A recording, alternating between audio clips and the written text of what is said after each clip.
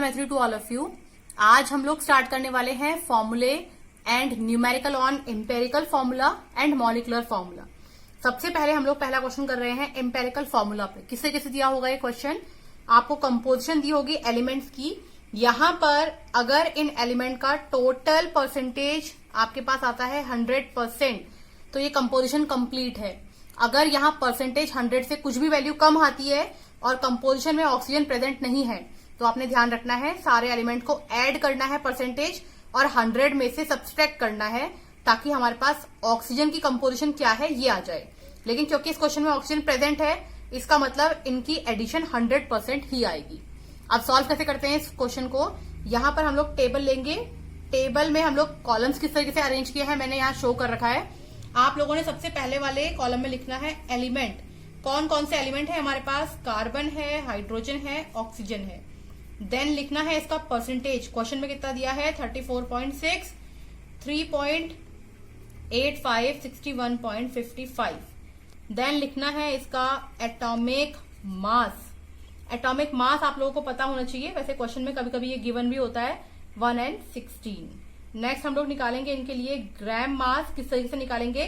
Percentage को divide करेंगे atomic mass से, यानी कि 34.6 डिवाइड बाय 12, यानी कि 3.85 डिवाइड बाय 1 और 61.55 डिवाइड बाय 16।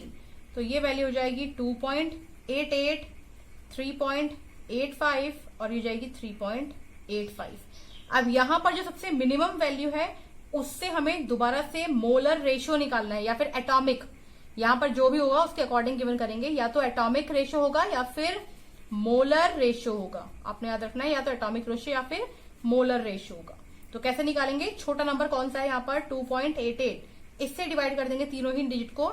2.88 को डिवाइड करेंगे 2.88 से, 3.85 को डिवाइड करेंगे 2.88 से, 3.85 को डिवाइड करेंगे 2.88 से। यहां सॉल्व करेंगे वैल्यू आएगी 1। यहां जब हम लोग सॉल्व करेंगे तो ये अपॉन में आंसर आएगा 4/3।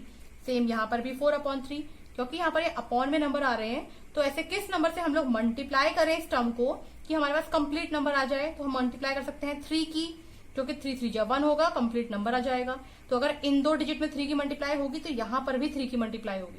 तो हमारा सिंपलेस्ट रेशियो कितना निकल के आएगा यहाँ पर? ये हो जाएगा 3, 4, 4। अब हम लोग इससे इन एलिमेंट को मल्टीप्लाई करेंगे। Carbon 3, C3, hydrogen 4, H4, oxygen 4, O4। तो हमारे पास इंपेरिकल फॉर्मूला क्या निकल के आया? C3H4O4।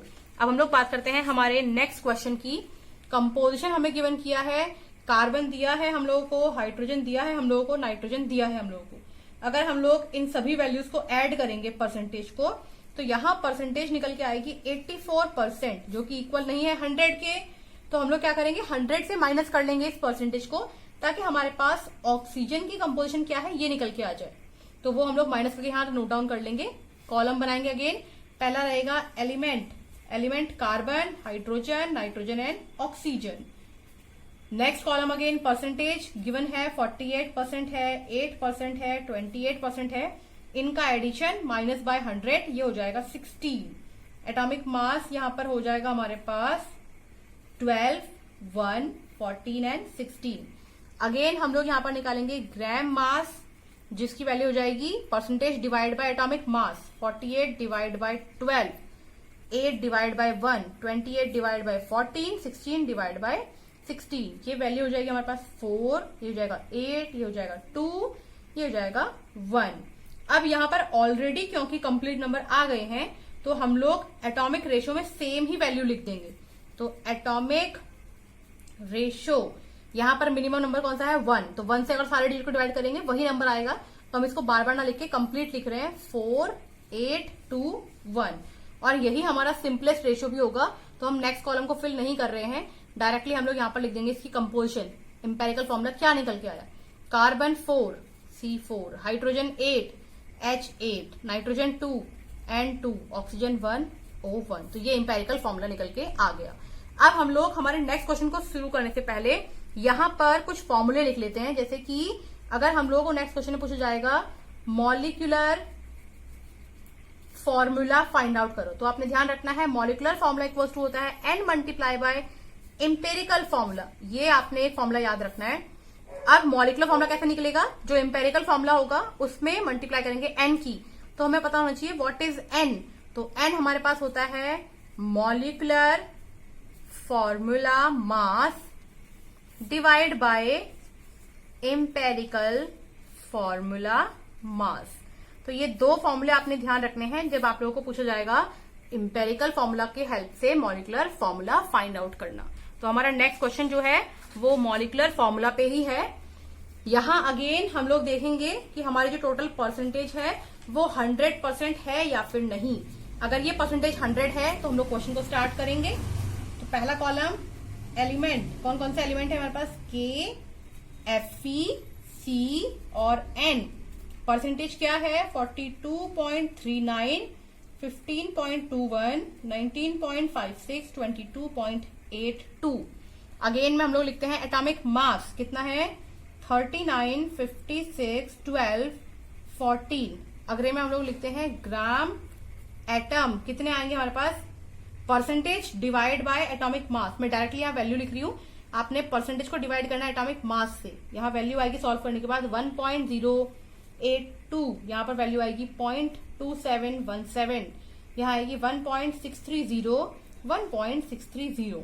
अगले में हम लोग लिखेंगे एटॉमिक रेशो, क्योंकि यहाँ पे परसेंटेज में आया है, परसेंटेज हम लोग सॉल्व नहीं कर सकते हैं तो डिवीजन करेंगे, छोटे नंबर से सारे डिजिट को डिवाइड करेंगे। छोटा नंबर यहाँ पर है 0.2717, इससे हम लोग एक बार डिवाइड करेंगे इसको, इसको, इसको एंड इसको। मैं डायरेक्टली यहाँ पे आंसर बता रही हूँ इसका 1.082 डिवाइड बाय 0.2717, आंसर आएगा हमारे पास 4।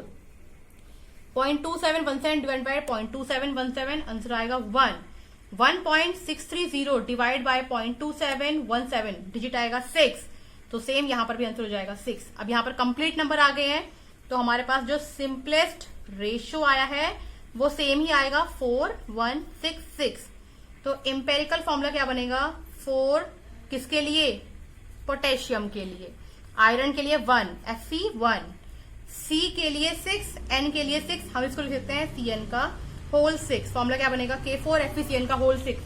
अभी हम लोगों को क्योंकि पूछा है यहाँ पर एम्पेरिकल फॉर्मूला, हमने सॉल्व कर लिया। अगर यहाँ पे बोलते हैं मॉलिकुलर फॉर्मूला तो हम लोग क्या करेंगे, इसके लिए हम लोग को मोलर मास गिवन किया है, एम्पेरिकल फॉर्मूला मास निकाल लेंगे। कैसे निकालेंगे, K की वैल्यू 39 होती है, 4 से मल्टीप्लाई करेंगे, Fe की वैल्यू 56 होती है, 1 से मल्टीप्लाई करेंगे।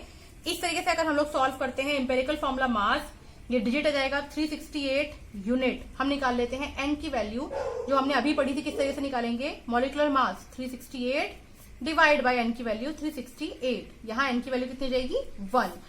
यहाँ पर N की वैल्यू 1 आई है, हम लोग फॉर्मूले में पुट करेंगे मॉलिकुलर मास जो हमारे पास 368 था उसको हम लोग फॉर्मूले में कन्वर्ट कर लेंगे। ये हो जाएगा formula N multiply by empirical formula. N की वैल्यू कितनी है 1, तो हम लोग K4FeCN का होल 6 इसे मल्टीप्लाई करेंगे 1 की, यही डिजिट निकल के आएगा, यानी कि K4FeCN का होल 6।